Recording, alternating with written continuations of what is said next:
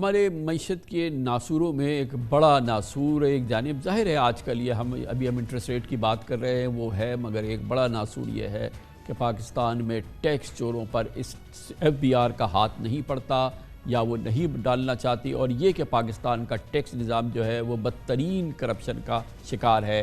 पाकिस्तान की माशी तरक्की FBR की करप्शन के ख़ात्मे से जुड़ी है। इदारे में इस्लाहात के लिए हुकूमत की जानिब से बज़ाहिर लगता है कि किसी क्रैकडाउन का आगाज़ किया गया है। सीनियर अहलकारों को उनके ओहदों से हटाया गया है। इन ऑफिस में कस्टम सर्विस और इनलैंड रेवेन्यू से ताल्लुक़ रखने वाले ग्रेड 21 और 22 के अफसरान भी शामिल हैं, जिन्हें उनके ओहदों से फारिग करके OSD बना दिया गया है। वज़ीर-ए-आज़म शहबाज शरीफ ने court cases, track and trace system और ताजरों के लिए मुतारिफ स्कीम में नाकामी समेत नेट को वसअत न देने और नए टैक्स इक़दाम न लेने जैसी वजूहात की बिना पर इन ऑफिसर्स के खिलाफ एक्शन लेने की हिदायत की थी। गुज़िश्ता हफ्ते में वज़ीर-ए-आज़म ने chief commissioner inland revenue Islamabad और उनके साथी मुतल्लिक़ा तमाम अफसरान को मुअत्तल करके इंक्वायरी का हुक्म दिया था। आज सऊदी अरब की रवानगी के दौरान वर्ल्ड इकनॉमिक फोरम में खिताब करते हुए वज़ीर-ए-आज़म शहबाज शरीफ का दावा था कि उन्होंने एजेंसीज़ की मुस्तनद मालूमात की बिना पर पाकिस्तान की तारीख में पहली बार FBR की काली भेड़ों के खिलाफ एक्शन लिया है। FBR ऑफिसर्स के खिलाफ हालिया कार्रवाई SIFC की रिपोर्ट की बुनियाद पर की गई। FBR की जानिब से जारी नोटिफिकेशन में 12 अफसरान को उनके ओहदे से हटाए जाने की अब तक तस्दीक की गई है। ताहम इतलात के मुताबिक चेयरमैन FBR समेत 37 मजीद ऑफिसर्स के खिलाफ कार्रवाई होने का इम्कान है। लेकिन सवाल यह है कि क्या यही अफराद करप्शन के जिम्मेदार इस महकमे में हैं या बाकी इदारा दूध का धुला हुआ है? क्या ऐसे फैसलों से FBR का दहाइयों से गला सड़ा करप्ट निज़ाम दुरुस्त हो जाएगा? और ऐसी लीपापोती तो पाकिस्तान में माजी में भी कई मरतबा हो चुकी है। चंद ऑफिसर्स के तब्दील होने या कुछ के मुअत्तल होने से कुछ नहीं होता, मगर इन इक़दामात में ना FBR के निज़ाम में कोई तब्दीली इससे पहले आई है, ना ही कोई बहुत बड़ी कारकर्दगी अब आ सकती है। न जाने हुकूमत का FBR को तहलील करने का एक नए निज़ाम के क़याम का अज़्म न जाने कहाँ खो गया, जिसकी बड़ी धूम हम सुन रहे थे पिछले चंद हफ्तों से। ये हकीकत है कि पाकिस्तान में सीमेंट, चीनी, खाद, कोल्ड ड्रिंक्स और सिगरेट जैसी बड़ी सनतें टैक्स चोरी निज़ाम का हिस्सा हैं और FBR को साथ मिलाकर सालाना अरबों रुपए का टैक्स चोरी करती हैं, जबकि FBR के अफसरान इनकी सहूलत कारी करते हैं। और जो नादहिंदा टैक्स पाकिस्तान की मईशत है वो तो आम आदमी को भी पता है, पाकिस्तान के एक आम माहिर को भी पता है कि वो दहिंदा टैक्स जो हमारे डॉक्यूमेंटेड टैक्स इकॉनमी है उससे कहीं ज़्यादा बड़ी है। इस अहम मौजू पर बात करने के लिए हमारे साथ मौजूद हैं माशी उमूर के मुमताज़ सीनियर सहाफ़ी इस्लामाबाद से हमारे साथ हैं जनाब शहबाज राना। बहुत बहुत शुक्रिया शहबाज राना साहब। पहले तो ये बताइएगा कि क्या एक्शन हुआ है, कितने लोगों के साथ हुआ है? क्योंकि अगर हम FBR की प्रेस रिलीज देखें तो उसमें 12 ऑफिसर्स के नाम दिए गए हैं जिनको के जो उनकी एग्जिस्टिंग पोजीशंस है वहाँ से उनको मूव कर दिया गया है, सिर्फ 12 लोगों को। एक्चुअल में अगर 12 से ज़्यादा है तो उनकी क्यों इजहार नहीं है, उनका नाम क्यों नहीं है? और अगर 12 ही है तो ये तो कोई बात नहीं है। जी बिस्मिल्लाहिर्रहमानिर्रहीम। बहुत शुक्रिया कामरान ख़ान साहब, आपने बिल्कुल ठीक कहा और मैं सेकंड करता हूँ जो प्राइम मिनिस्टर शहबाज शरीफ साहब ने भी कहा वहाँ पे कि ये फॉर द फर्स्ट टाइम हुआ कि इतना कॉम्प्रीहेंसिव काम हुआ है। ये कितने लोग थे?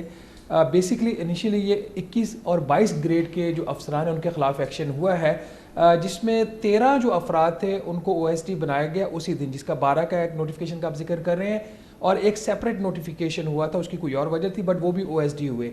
इसके अलावा 12 ऐसे ऑफिसर्स हैं FBR के ग्रेड 21 और 22, उसमें 2 22 के भी हैं, जो दूसरी मिनिस्ट्रीज़ में या तो काम कर रहे थे डेपुटेशन के ऊपर, या फिर वो ट्राइब्यूनल्स जो होते हैं टैक्स के, कस्टम के और इनलैंड रेवेन्यू के, वहाँ पे काम कर रहे थे, जो कि मिनिस्ट्री ऑफ लॉ के अंडर आते हैं। कुछ ऑफिसर्स वहाँ पे थे, एक ऑफिसर मिनिस्ट्री ऑफ मैरीटाइम में थे, एक एस्टेब्लिशमेंट डिवीजन में थे, तो इस तरीके से वो स्कैटर्ड थे।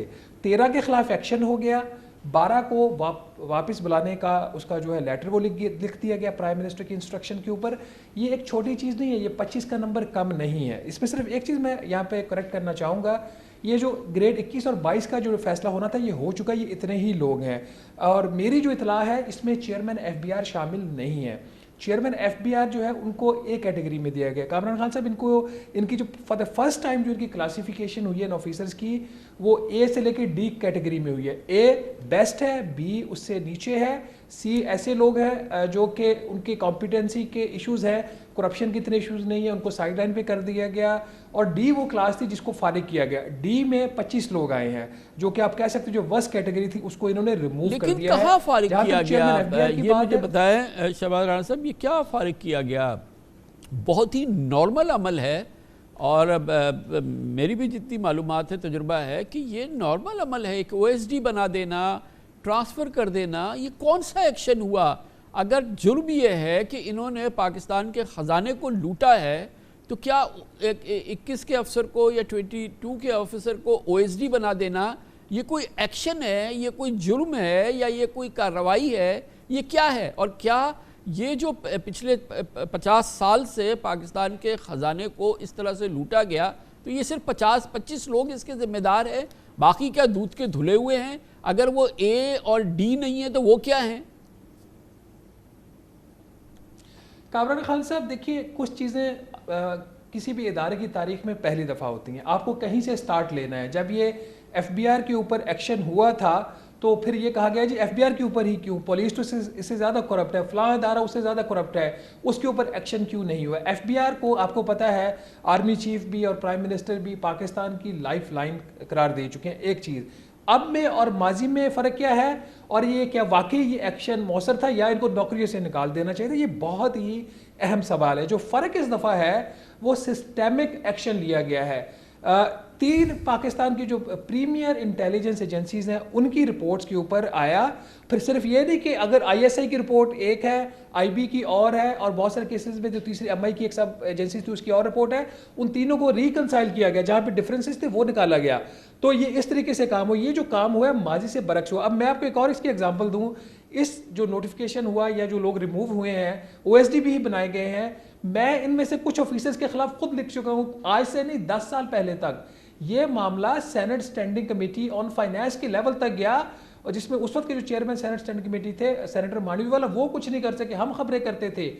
मसला क्या था? आपके पास इस किस्म का एविडेंस नहीं आता कि आप कोर्ट्स में इनको डिफेंड करो। आप एक चीज़ आप इसमें एक नोट करें, कहीं पे भी सिवाय एक मेरी खबर के जिसमें ये सारी डिटेल्स हैं, हुकूमत ने ऑफिशियली इस तरीके से इसको ऑन नहीं किया। ABCD वाली जो बात है, या जो आज जो प्राइम मिनिस्टर की आपने जो स्टेटमेंट आई है वो आज आई है कि इनके पीछे इंटेलिजेंस रिपोर्ट्स थी, इनमें से कल कोई ऑफिसर अगर कोर्ट चला जाता लेकिन है, देखिए नौकरी से बर्खास्त। हम और आप अच्छी तरह से जानते हैं कि हम जब FBR के फरसूदा करप्ट तरीन नाकारा निज़ाम की बात कर रहे हैं तो ये 25 लोगों का किया धरा नहीं है।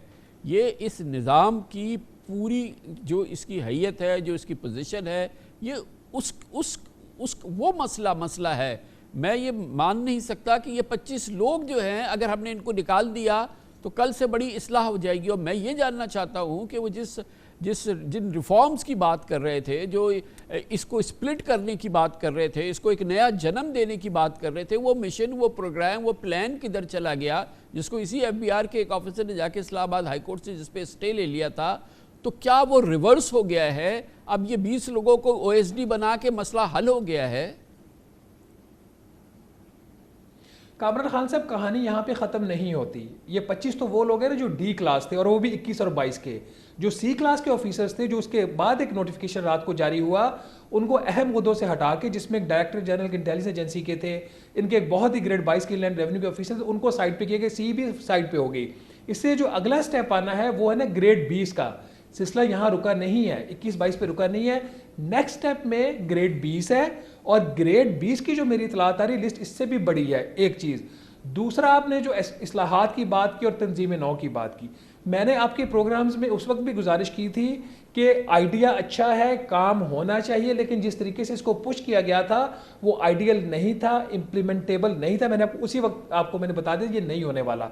अब प्राइम मिनिस्टर ने, ऑल दो मेरे अपने इसके ऊपर रिजर्वेशन हैं, प्राइम मिनिस्टर ने अभी इसी हफ्ते मंजूरी दी है, या जो फाइनेंस मिनिस्टर ने, इन्होंने जो मैकेंजी एक कंसल्टेंसी फर्म है, मैकेंजी को हायर किया गया है थ्रू कारंदाज पाकिस्तान, और जो bills and Melinda Gates foundation है वो मैकेंजी को पे करेगा, और ये जो मैकेंजी है ये अब पूरे सिस्टम की असेसमेंट करके एक रिपोर्ट देगा कि एफबीआर का फ्यूचर क्या होना चाहिए, डिजिटाइजेशन क्या होना चाहिए। आप इसको एक तरह से कह सकते हैं कि एक ट्रक की बत्ती के पीछे लगा दिया गया है, अब ये वो रूट लिया गया है जो लंबा रास्ता, लेकिन जो पहले वाला रिस्ट्रक्चरिंग प्लान था वो भी इम्प्लीमेंटेबल नहीं था, वो इन हेस्ट हुआ था, उसके बड़े प्रॉब्लम्स आपको आने थे। लेकिन अभी जो बहरहाल हमारा पहला हदफ तो ये है ना कि हम जो अनडॉक्यूमेंटेड सेक्टर है, ये तो अभी मैं और आप जो टैक्स दे रहे हैं ना, हमें निचोड़ने की तमाम बातें हो रही है। ठीक है, ये 5 सेक्टर जो हैं, ये बेवरेजेस और ये सिगरेट और ये सीमेंट और ये फर्टिलाइज़र और ये तमाम, मगर ये भी वो सेक्टर है ना जो कुछ ना कुछ तो टैक्स देते हैं। वो पूरा निज़ाम जो कि इस टैक्स के निज़ाम से दूर है, उस तक पहुंचने में क्या ये जो 20 ऑफिसर इन 20 ऑफिसर्स की जगह आएंगे वो उस मसले को हल करेंगे? देखिए, ये आपको एक सिस्टेमिक अप्रोच चाहिए। ये जो अब फैसला है वो चेयरमैन एफबीआर का नहीं है, एक हुकूमती फैसला, एक स्टेक होल्डर का फैसला है। अभी जो ताजरों की स्कीम लॉन्च हुई है, जो वॉलंटरीली ये काम करना था, मैंने खबर की कि उसमें 50 से भी कम अफराद है। मेरे से कुछ दिन बाद महताब हैदर ने खबर की कि अब 50 नहीं 105 हो गए हैं।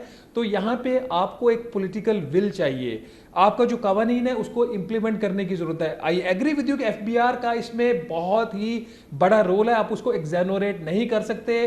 25 हो या 50 बंदों को फारिग करके मामला यहाँ पे ख़त्म नहीं होता। अब आपने उनसे काम लेना। ये सिस्टम कैसे वर्क करता है, मतलब कामरान खान साहब एक ऐसे ऑफिसर इसमें फारिग हुए जिसका मैंने अपने प्रोग्राम में भी जिक्र किया, उसको प्राइम मिनिस्टर शहबाज शरीफ की गवर्नमेंट ने, जो इनकी पीडीएम की गवर्नमेंट थी, उनको नॉमिनेट किया और कि वो उनको तमगा इम्तियाज़ मिलेगा, और आगे इन्हीं की हुकूमत ने उनको तमगा इम्तियाज़ दिया। अब वो उस लिस्ट में आ गए डी कैटेगरी में, तो क्या उनको तमगा इम्तियाज़ देना गलत था या उनको फारिग करना गलत है? ये सिस्टम के इतने सीरियस इशूज़ हैं, हमें इस सारे निज़ाम को स्टडी करने की ज़रूरत है।